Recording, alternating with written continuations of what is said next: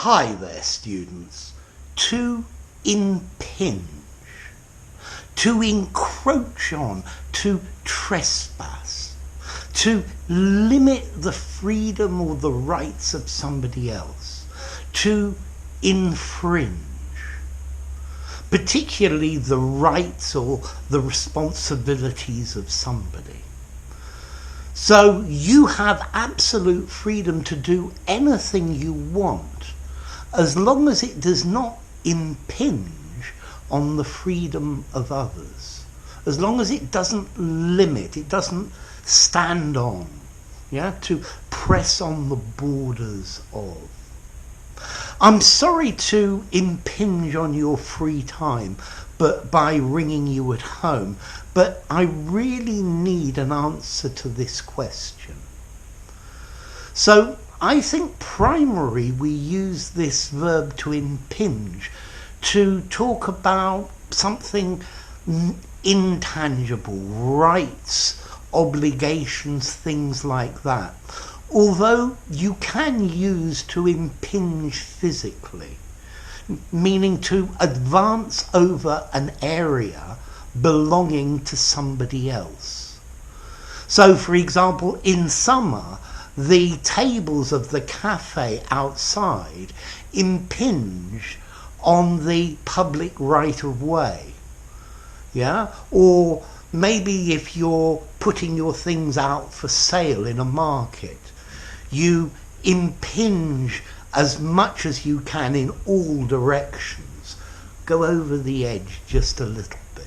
So you can use it physically, but I think it's more common and better using it talking about rights, responsibilities, things like that.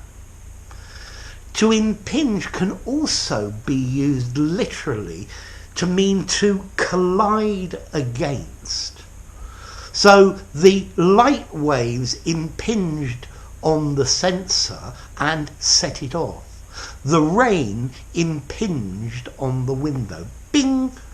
And that's another meaning, although I think that's rather technical and rather sounds like a scientist. You shouldn't let personal problems impinge on your work, trespass from your private life and affect your quality of work. Your decision to agree impinges on my responsibilities, and you should have consulted me first. Notice you can also use to impinge, meaning to have an effect on or an influence on. And I think this meaning was not valid in the past, but it's steadily becoming more popular. So the large amount of money that he won has radically impinged on his lifestyle. Mobile phones impinge on our daily lives. Well, here impinge could have maybe two meanings. It has a radical effect on our daily life, or it limits and infringes our freedom in daily life. So in that case, it's used in both ways. Okay, to impinge. This comes from Latin, impingere. Into, and pingere, to fix or to drive into. So to bang into, if you like. Okay, so to impinge, to trespass over the edge of the limits of something. To impinge on somebody else's freedom, to impinge on their rights. Like I said, you have absolute freedom to do anything you want as long as it doesn't impinge, trespass on my freedom. Okay? So notice as well, to impinge is a regular verb. This impinged, this has impinged. Now, last question, formality.